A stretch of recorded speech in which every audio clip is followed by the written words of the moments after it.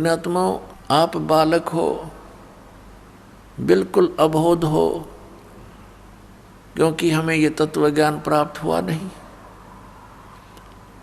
और हमने इसी जन्म और मरण के प्रोसीजर को सहर्ष अपना लिया, क्योंकि हमारे पास कोई अल्टरनेट नहीं था। और इसी अपने निर्वाह के पीछे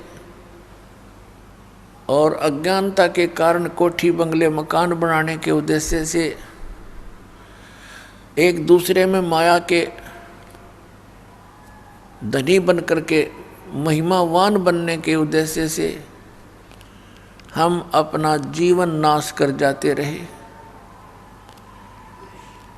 पुण्यात्माओं, ये कोई जीवन है? यहाँ पर सुबह उठे, खाना खाया, फिर पेट के ही लिए, यानी इस शरीर को सुरक्षित रखने के लिए, जीवित रखने के लिए इसी में डालो, इसी से काम लो, इसी में डालो, इसी से काम लो। सामने सो, सुबह उठो, सुबह उठते फिर लग जाओ, फिर पड़ जाओ, फिर उठ जाओ, फिर पड़ जाओ, और पता नहीं किस टाइम जीव की अचानक मृत्यु हो जाए। और जिस संपत्ति के जोड़न में सारा जीवन नाश कर दिया, वो तेरे साथ चला रही। ये मूर्ख बना रखा अपने को।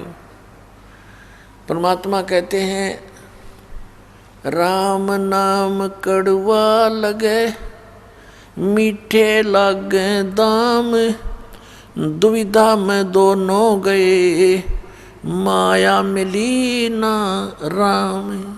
एक उदाहरण देते हैं जो दास को खटक रहा है, और बहुत ही जीवित उदाहरण है आप जी के लिए बहुत सुधरने का। मेरे पूज्य गुरुदेव जी का आश्रम है तलवंडी भाई, जिला फिरोजपुर, पंजाब में। पूज्य गुरुदेव जी के सतलोक गमन के उपरांत ये दास वहाँ सत्संग करने जाता था सैटरडे सैटरडे को वहाँ पहुँच जाते थे।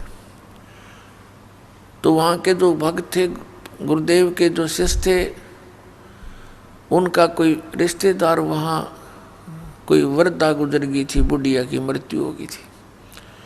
उसका शोक व्यक्त करने के लिए शुक्र को आया था। शनिवार को वो जाने लगा 4 बजे से शाम को।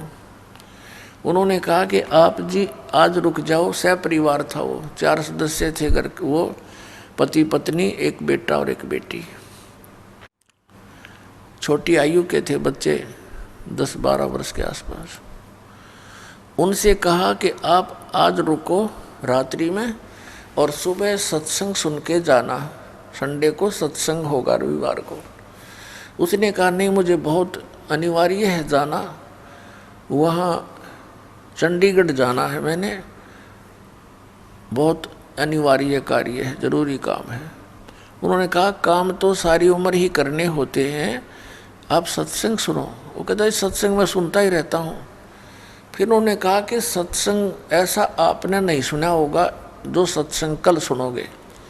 वो कहने लगा नहीं आपको नहीं पता, मैंने वहाँ पर एक अनुबंध करना है, एक एग्रीमेंट करना किसी पार्टी से, और उसमें मुझे लगभग 5 लाख रुपए का बेनिफिट होगा। यह सन 1997 की बात है। 1997 के 5 लाख, आज के तो 50 लाख समझ लो। बहुत समझाया पर माना नहीं, चला गया। अंबाला के पास एक बजरी का भरा हुआ ट्रक खड़ा था, बजरी का भरा हुआ। वो किसी कारण से उसके डिफेक्ट हो गया था और उसको जैक लगा रखा था, पिछले व्हील निकाल रखे थे, जैक पर खड़ा था। और उसने तो उसमें वो 5 लाख दिखाई दे थे, कुछ ना दिखा आगे पाछे। और वो मारुति कार में 4 सदस्य थे। वह पूरी स्पीड से गाड़ी उस ट्रक के नीचे घुस गई। वो ट्रक पड़ गया, लगते हैं पहले तो उससे मर लिए होंगे झटके में, और पूरे के पूरे गाड़ी समेत वहाँ दब गए उस ट्रक के नीचे, और 4 मर गए। अब चाट ले उन 5 लाख के बेनिफिट ने, सिर पर धर के नाच ले। भगवान बताते हैं राम नाम कड़वा लागे मीठे लागे दाम, और दुविधा में दोनों गए माया में लीन राम। पुण्यात्माओं,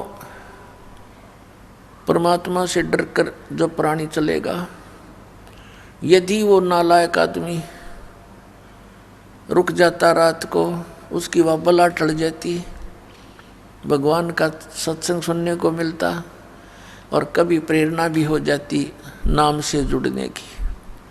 क्योंकि सत्संग में आने से हमारे अंतःकरण के मैल नाश होते हैं, हमारे ऊपर पाप चढ़े हुए होते हैं, जिस कारण से परमात्मा में अरुचि बन जाती है। तुलसी पिछले पाप से हरि चर्चा ना भावे, जैसे जबर के बेगते भूख विदा हो जावे। जैसे मलेरिया जबर के व्यक्ति को भूख नहीं लगती, कुछ खाने की चेष्टा करता है, रोटी आहार प्रतिदिन खाने वाला पदार्थ भी कड़वा महसूस होता है, उसको देखने की भी रुचि नहीं बनती। काजू सेब संतरे भी उसको अस्वादिष्ट लगते हैं। पुण्यात्माओं, न काजू कड़वे हैं, न मनुखा दाख कड़वी है, ना वो आहार रोटी कड़वी है। उसके शरीर की व्यवस्था बुखार ने खराब कर दी। उस जवर के प्रभाव से उस व्यक्ति को वो स्वादिष्ट वस्तु भी कड़वी महसूस हो रही है। अब उसका ट्रीटमेंट क्या है कि कड़वी कुनीन ही खानी पड़ेगी, ना चाहते हुए फांकी मारनी पड़ेंगी उन कड़वी गोलियों की, और फिर वो जवर कम होगा। जितना जबर कम होता चला जाएगा उतना ही भूख लगती चली जाएगी।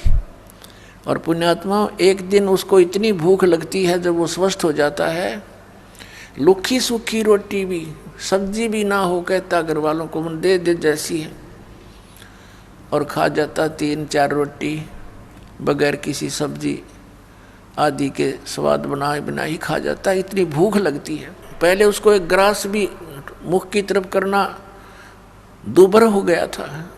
इसी प्रकार परमात्मा हमें याद दिलाते हैं कि जैसे पाप कर्मों के कारण आपकी आत्मा पर जबर हो गया, आप जी को ये राम नाम की इतनी मीठी वस्तु, इतनी स्वादिष्ट,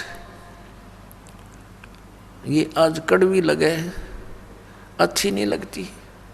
इसका इलाज क्या है, उपचार क्या है कि आप जी ना चाहते हुए भी सत्संग सुनना पड़ेगा। मन नहीं मानता है क्योंकि वो तो जवर है, लेकिन जवर को उतारने के लिए रोटियों से भी कड़वी गोली खानी पड़ी, तो इसलिए आप जी ने सत्संग सुनना पड़ेगा, चाहे बैठ जा, जबरदस्ती बैठा रहे वहाँ पर।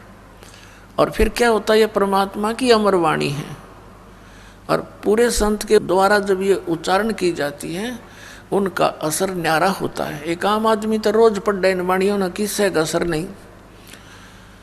अपने आत्मा, एक तो राजा आदेश दे और एक व्यक्ति विशेष वही आदेश दे, तो अपली के बल नहीं हो सकता।